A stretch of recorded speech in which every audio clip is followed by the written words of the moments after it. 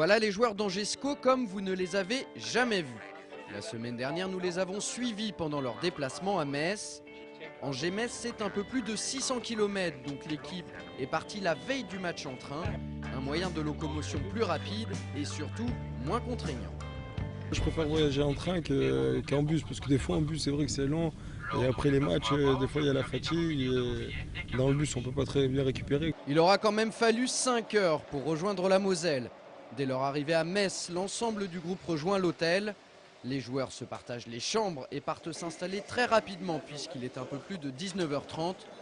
Et à cette heure-ci, normalement, c'est le moment d'aller dîner. Vous allez pouvoir le constater lors des repas, rien n'est laissé au hasard. En fait, l'important c'est d'éviter les plats en sauce. Ce qu'il faut absolument, c'est avoir une bonne hydratation, même la veille d'un match, qui est vraiment très importante. Et puis éviter aussi les laitages, hein, comme les fromages et puis les yaourts aussi. On évite ça la veille de match et puis le jour du match. Une fois le dîner terminé, chacun gère sa soirée. Par contre, pour Mathieu, le kiné, c'est l'heure de soigner les petits bobos.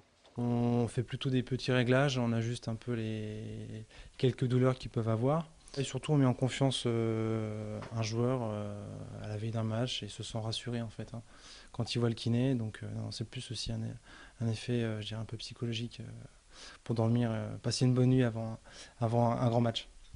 Allez Martin, demain. demain. Ouais, demain. Bonne nuit.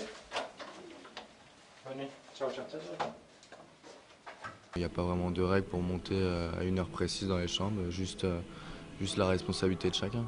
Lendemain matin, 9h, c'est jour de match.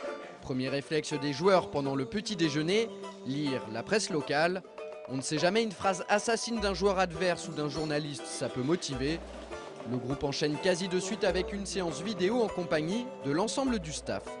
Donc là, c'est vraiment, on va dire individuel, quoi. C'est chaque joueur dans sa zone, voir un peu quel style de joueur il aura. Donc c'est le mettre dans les meilleures conditions possibles. À peine la séance vidéo terminée, c'est déjà l'heure de la balade. Les déplacements à l'extérieur sont aussi voire plus importants que domicile, où domicile les joueurs ont des repères.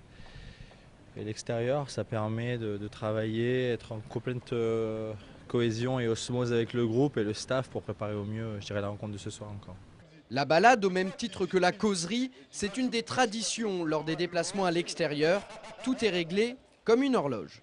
Le footballeur est assez superstitieux, donc il nous faut toujours les mêmes choses. Donc c'est vrai que si on changeait un petit truc peut-être et qu'on faisait un mauvais résultat, peut-être qu'on dirait que c'est à cause de ça. Donc on garde le même truc et ça marche ou ça ne marche pas. Après on se dit c'est pas à cause de ça, quoi. Retour à l'hôtel, la bande à Brunel vient de déjeuner et maintenant, c'est l'heure de la sieste a priori. Ouais, on va tous se reposer dans les chambres là avant la collation. On a 2-3 heures pour se reposer, soit regarder un film, soit dormir, selon un peu les habitudes de chacun. C'est des matchs qui éprouvent beaucoup sur des sols difficiles en ce moment, donc ouais, il faut emmagasiner le maximum de jus et la meilleure solution c'est le sommeil. Il est maintenant 18h45, la nuit est déjà tombée et c'est l'heure de rejoindre le stade Saint-Symphorien.